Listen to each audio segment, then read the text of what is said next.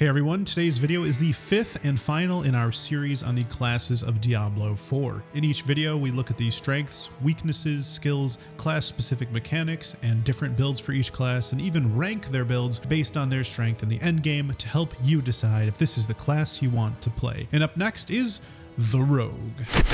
Starting with strengths. Rogues are unique in that they can alternate between ranged weapons and melee weapons, freely using either type of skill, and their character will automatically start using the appropriate weapon, which means that rogues have the ability to equip more weapons than any other class other than the barbarian, rogues with a total of 11 items because they can have both melee weapons but also a ranged weapon such as a bow or crossbow. This allows for more equipment customization than the sorcerer, necromancer, and druid. Rogues also have tons of strong AoE options, with Flurry, Shadow Imbuement, and Shadow Clone being some of the strongest abilities the rogue has. Rogue also gets to align themselves with one of the three rogue guilds: Sisterhood of the Sightless Eye, Mercenaries of Kehjistan, or the Outlaw Smugglers of Hawezar. The aligning process involves a quest chain unique to each of the three factions, and each rogue guild provides its own class-specific benefits to the rogue, which we'll discuss in detail later on. Rogues are also the only class which can modify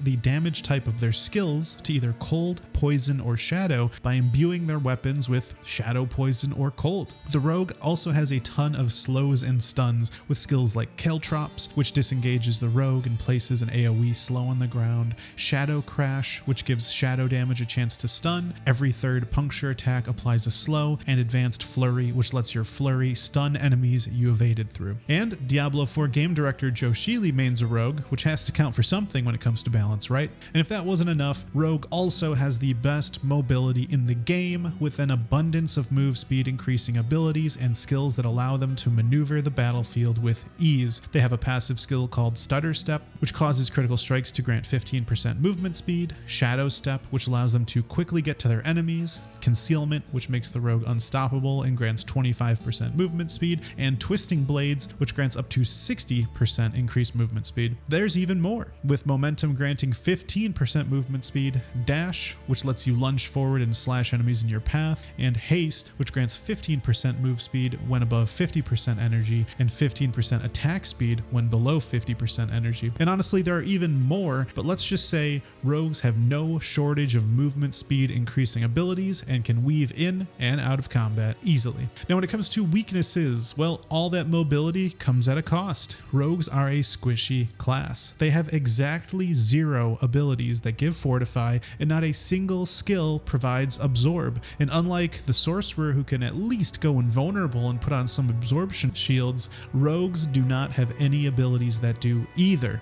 This means that this class will require the player to make clever use of stealth, evade, vanish, and other evasive abilities to stay alive. That's not to say rogues have no damage reducing abilities though. One of my absolute favorites is called Dark Shroud, which grants the rogue 5 protective shadows, each reducing damage taken by 8%, which means 40% damage reduction, and each shadow also grants 3% move speed, meaning 15 while all 5 are active. Each time you take damage, you lose a shadow, so once again, to play rogue well, it will require a player skilled at not getting hit. Also, the rogue playstyle is different from other classes. You have two resource pools. You have energy and combo points. Basic skills are used to build combo points, and core skills use them, and increase in power the more combo points you've accumulated, up to 3. This makes the rogue class a little bit harder to play than other classes, if you ask me. Alright, moving on to skills. Rogues have 6 skill groups: Basic, Core, Agility, Subterfuge, Imbuements, and Ultimate. Each tier is unlocked after a certain level is reached. For example, Core skills are unlocked at level 3, Agility at level 7, Subterfuge at 12, Imbuements at 17, and Ultimate at level 24. Some cool looking skills include Death Trap,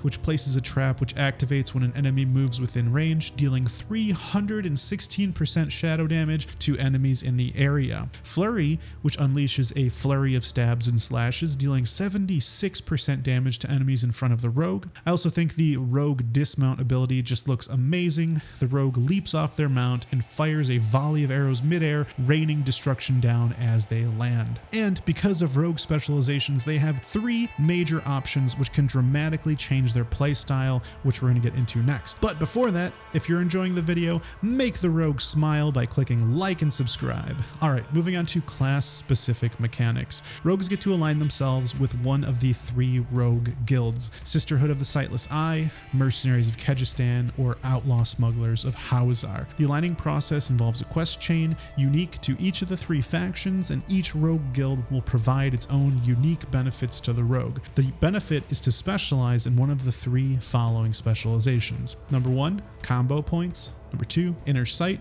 Number 3, preparation. The combo point specialization makes it so that your basic skills now generate extra combo points, and certain skills consume combo points for additional effects. Inner sight allows you to attack marked enemies to fill up your inner sight gauge. When it's full, you gain unlimited energy for 4 seconds. And preparation. This specialization was not available during the last build of the game, so we actually don't know exactly what it does. Each of the specializations help rogues complete their class-specific quests throughout Diablo 4, and all 3 can be unlocked throughout the game, but players can only have one active at any time. Each one seems as powerful as an ultimate ability, so it's definitely a strong class-specific mechanic. Alright, moving on to builds. The main themes are Marksman, which uses skills like Forceful Arrow, Heartseeker, Rapid Fire, Rain of Arrows, and Precision. Cutthroat, which uses skills like Blade Shift, Twisting Blades, Shadow Step, Shadow Clone, and Momentum, or a combination of both Marksman and Cutthroat skills. Now, when it comes to endgame, the best endgame build is Shadow Imbue Flurry Rogue. Shadow Imbuement causes your skills to deal shadow damage and infect enemies, which cause them to explode upon death, dealing AoE damage. Blended Shadow Imbuement makes the explosion apply vulnerability to enemies hit by it. So this is AoE vulnerability, and Enhanced Flurry grants 1% life back every time Flurry damages a vulnerable enemy, and also Improved Flurry makes all enemies vulnerable if it hits at least one enemy that is already vulnerable. So Flurry has a lot of potential to deal AoE damage and apply vulnerability, and when combined with Shadow Imbue, there is a massive amount of AoE damage that the rogue can dish out. Not only that, but there's even a legendary item that makes Flurry attack in every single direction, 360 degrees around the rogue instead of directly in front, which greatly improves the already powerful AoE damage of Flurry. If you're playing on a console, this build will be perfect for you to just smash buttons and still hit your enemy even if they're behind you. Now, this build also seems like a lot of fun because you get defensive shadow skills like Dark Shroud and movement speed increasing abilities like Shadow Step, and you basically become like a phantom, just rapidly moving from enemy to enemy, dealing shadow damage,